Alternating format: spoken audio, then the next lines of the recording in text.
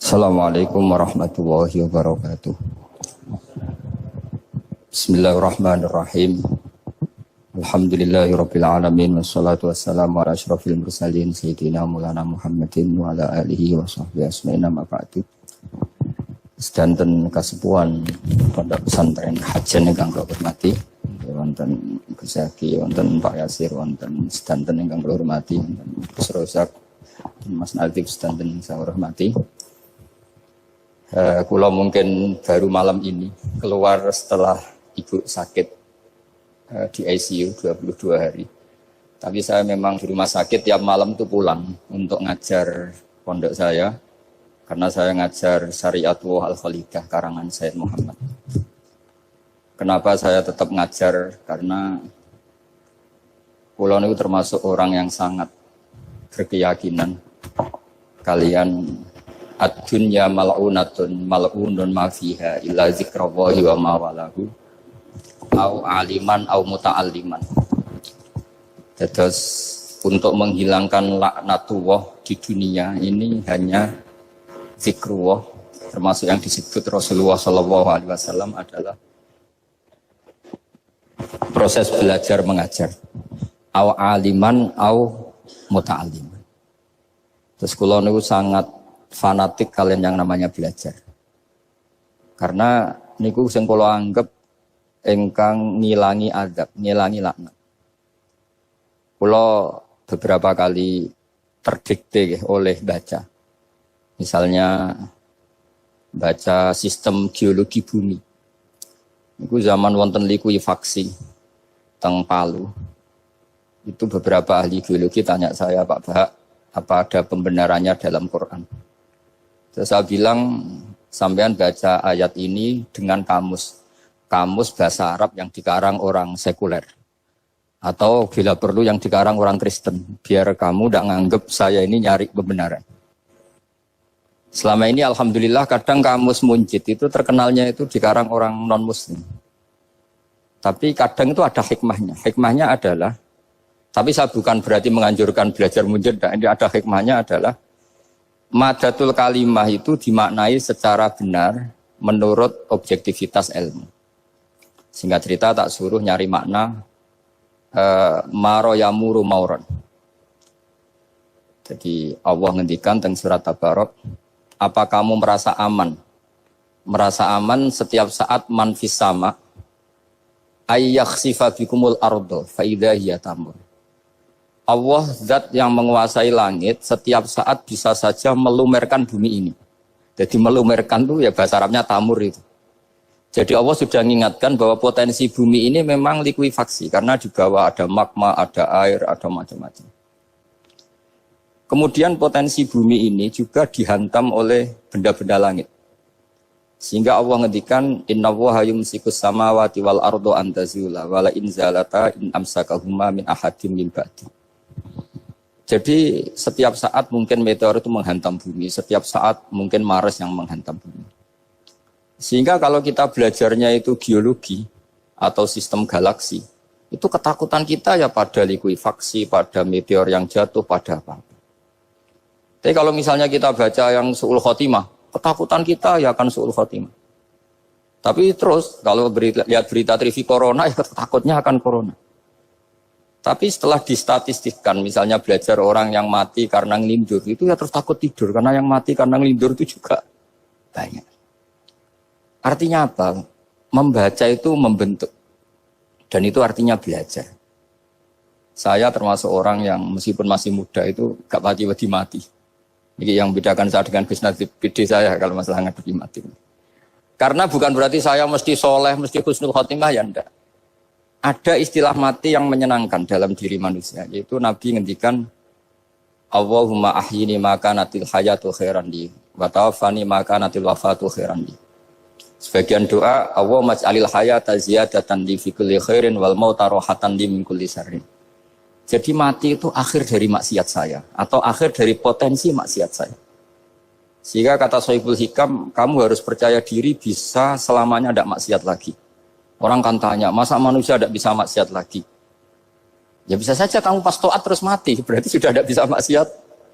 Jadi ulama itu Melihat mati itu akhir dari segala maksiat atau potensi maksiat. Di sini hebatnya lagi-lagi GNU itu. Orang fasik gendut kayak apa kalau mati saya ge. Tombone menang kabeh, saya ge menang kabeh. Sesuai kiai ini saya nih pun mboten saged maling, mboten saged korupsi. Oh nggih saya ini. Itu satu ilmu yang luar biasa. Meskipun ya tentu agak ngawur.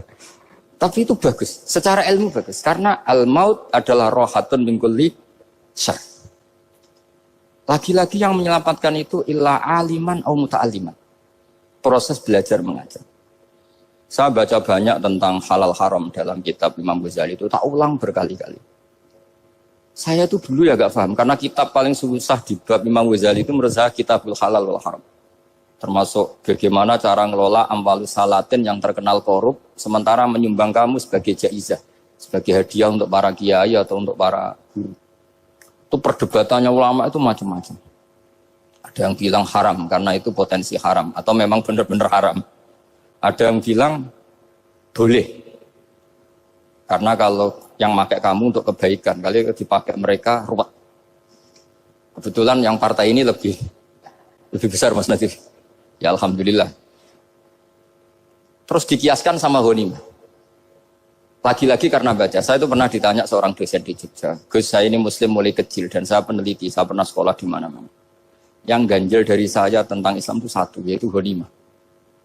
Kok kayak Islam tuh rampok gitu ya, perang sudah, orang kafir tuh kalah, hartanya diambil, gini-gini. Ya ghanimah.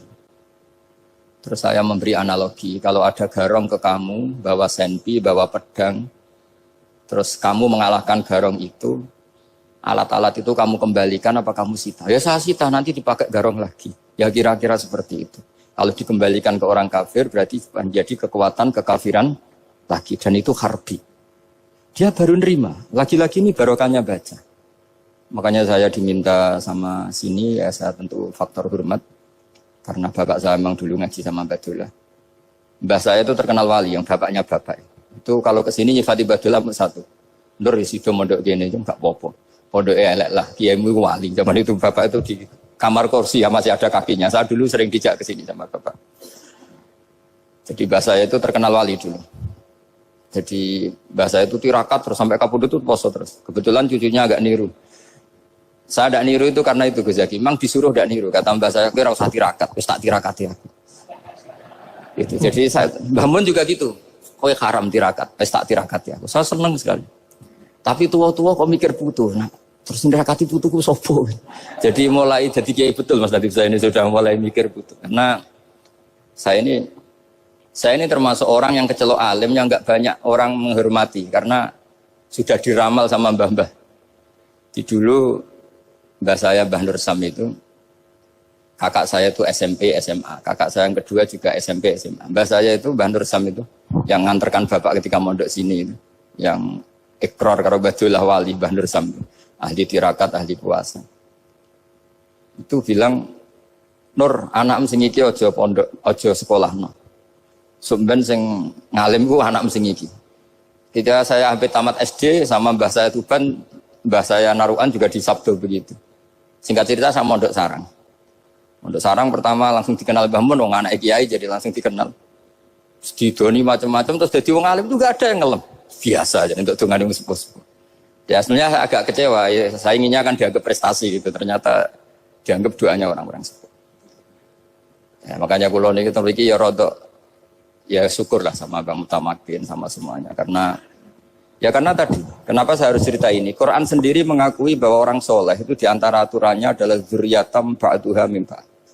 Meskipun Allah bisa bikin orang soleh dari mana saja, tapi yang legitimit itu memang dzurriyyatam ba'duha min ba'd. Dan kata dzurriyah itu tasmalu auladal inas, kata Ibnu Hajar al-Asqalani, memasukkan turunan yang dari ibu. Meskipun tentu secara wali nikah atau secara disiplin nasab dari ibu itu tidak ngefek. Tapi dari segi fa'innal irqadassas, bahwa sistem tubuh kita itu tetap ada gen dari seorang apa? Ibu. Sehingga banyak ulama tafsir mengatakan dzurriyah itu tasmalu auladal inas. Dzurriyah itu memasukkan turunan dari apa? Ibu. Bapak saya itu nasabnya nasab wali, jadi mbah-mbahnya itu suka tirakat, suka ibu itu nasab kiai. Jadi kalau bapak wiridan itu, kalau istiqomah itu disalahkan sama keluarga ibu. Istiqomah itu salah. Karena ijabu malam yajib, mewajibkan sesuatu yang tidak wajib. Itu masalah secara ilmiah. Mbah Mun itu sering kritik kalau ada pondok kok wajib puasa, wajib merawat itu sering kritik. Itu secara fikih bahaya. Ijabu malam yajib, mewajibkan sesuatu yang tidak wajib. Dan itu kriminal dalam bab fikih. Betul itu, sama cari di Sulam Taufik. Babnya itu ngeri, ijabu malam yajib itu tidak dihitung minal kabair. Dicari sendiri itu di bab Sulam Taufik. Tidak perlu saya sebut, itu parah betul malah cara menvonis Abdullah bin Husain bin Thohir di Sulam Taufik. Ijabu malam yajib. Tapi pondok-pondok yang tirakat tidak kurang dalih. Niki boten majibaken, ngelatih. Boten majibaken tapi napa? Nah, silsilah dari keluarga ibu itu suka ilmu. Sehingga Abdullah bin Mas'ud itu tiap hari itu mensweeping orang yang sering duha. Kalau ada orang duha istiqomah itu disweeping. Awas, harus seminggu sekali, nggak boleh tiap hari. Masa sholat fardu kamu saingi sholat duha? Nggak boleh, fardu tersaingi. Itu Abdullah bin masyhur itu. Sama cari di Al-Hunjah itu. Sayyidah Aisyah kalau ada orang duha tiap hari dimarahin. Dan itu secara konstitusi ilmu benar karena Nabi Qiyamul Lail Ramadan itu hanya 4 hari yang di depan umum. Lainnya itu enggak. Khasyata ayyufradu alaihim kalau dalam sahih takut dianggap fardu. Akhirnya istiqomah itu masalah di keluarga saya yang dari ibu. Nah kebetulan kita ini suka ada istiqomah akhirnya ya seperti ini. Tapi ini ilmu harus kita bicarakan. Tapi yang istiqomah Bapak itu pengagum Badullah. Bapak itu suka sama istiqomah. Karena punya guru dulu Ki Zubaidi istiqomah, Badullah istiqomah. Tapi jangan kira Badullah itu hanya istiqomah. Saya punya sanad banyak. Mungkin Gus Zaki lebih tahu. Sering saya diceritain Bapak. Badullah itu anak ambek wong fase nemen-nemen itu rapati cocok. Senajan to majibno fase. Tak takok iki nopo. Engko nek ke fasean darani wong awam untuk ganjaran. Mergo macane Quran gak fase. Padahal untuk ganjaran mergo seneng Quran. Jadi terus tak takoki Bapak, niku saged damel syariat mboten? Ya ora kenek, pokoke ngono. Jadi go ngekrori. Artinya beliau ndak ingin lah gara-gara kita terlalu pakem tajwid kemudian menganggap siapa saja baca Quran salah kemudian tidak dapat pahala. Bisa saja hamalahum ala ayaqraul Qur'ana apa mahabbatuhum wa iskuhum wa kadza wa kadza. Jadi akhirnya saya jadi tahu. Oke, secara makhraj salah, tapi iseknya benar, mahabbahnya benar, brontonya benar. Jadi sebetulnya Badullah itu punya sekian makalah tentang ilmu. Hikam juga gitu. Nur, nak cah santri ngaji Ihya itu jauh oleh. Saya nak ngaji Hikam mojo. Maksudnya beliau entah kalau setelah itu Badullah itu melarang siapa saja santri ngaji Hikam itu dilarangnya ada kelas tertentu untuk boleh ngaji Hikam. Nah kenapa saya cerita ini? Karena saya masih ingat betul di antara wasiatnya Mbah Mun itu. Pirroh sebab apa Fatihah kok ihdinas siratal mustaqim bukan siratoka tapi siratal ladzina an'amta alaihim. Dawe Mbah Mun fa innallaha ta'ala la ya'kul wa la yashrab wa la yanqih wa la kadza wa kadza. Allah itu enggak makan, enggak minum, enggak tidur. Sehingga kita enggak bisa niru Allah. Tapi yang makan tidur itu manusia. Sehingga kalau ingin dekat Allah ya niru siratal ladzina bukan siratoka. Kita cara tidur niru Kanjeng Nabi, niru ulama, cara makan, cara minum, niru Allah tidak bisa. Makanya bukan ihdinas siratal mustaqim siratoka tapi siratal ladzina an'amta. Maka dalam beragama itu butuh master, butuh panutan. Ya tentu Mbah Mun oleh ngendikan pakai luwet orang-orang kuno. Cara Mbah Mun pakai cantolan. Maka saya punya makalah banyak dari Bapak, dari Mbah Mun, dari Mbah Zubair, dari sampai saya itu hafal sanad sampai Rasulullah SAW. Karena yang bisa mengawal ilmu itu sanad.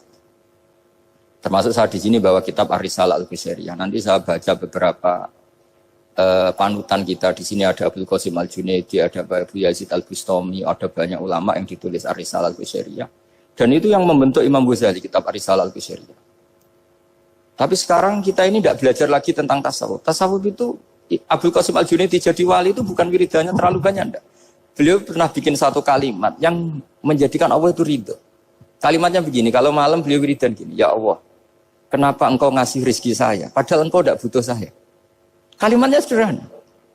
Kalau seorang majikan ngasih servis sama karyawannya, memang butuh pekerjaannya. Orang tua ke anak butuh kasih sayangnya. Tapi engkau ini zat yang tidak butuh saya, tidak butuh kita. Ngapain ngasih? Jadi punya sisi betapa Allah itu luar biasa. Wong tidak butuh kok. Ngasih itu kan luar biasa. Jadi karena mensifati seperti itu Allah itu ridho. Itu luar biasa. Normalnya orang memberi itu kan, apalagi orang memberi kiai itu kacau sekali. 1.000 jaluk swarga. Salam template 1 juta ya jaluk apa? Swarga itu parah lagi. Nanti kalau enggak masuk surga diundat-undat. Itu ngeri lagi itu. 1 juta minta apa? Surga. Subhanallahi wa bihamdihi adada khalqihi wa ridha nafsihi wa zinata arsyihi wa adada kalimatihi. Subhanallahi wa bihamdihi adada khalqihi wa ridha nafsihi wa zinata arsyihi wa adada kalimatihi. Subhanallahi wa bihamdihi adada khalqihi wa ridha nafsihi wa zinata arsyihi wa adada kalimatihi. Subhanallahi wa bihamdihi adada khalqihi wa ridha nafsihi wa zinata arsyihi wa adada kalimatihi. Subhanallah wa bihamdihi adada khalqihi wa ridha nafsihi wa zinata arsyihi wa adada kalimatihi. Subhanallah wa bihamdihi adada khalqihi wa ridha nafsihi wa zinata arsyihi wa adada kalimatihi. Subhanallah wa bihamdihi adada khalqihi wa ridha nafsihi wa zinata arsyihi wa adada kalimatihi.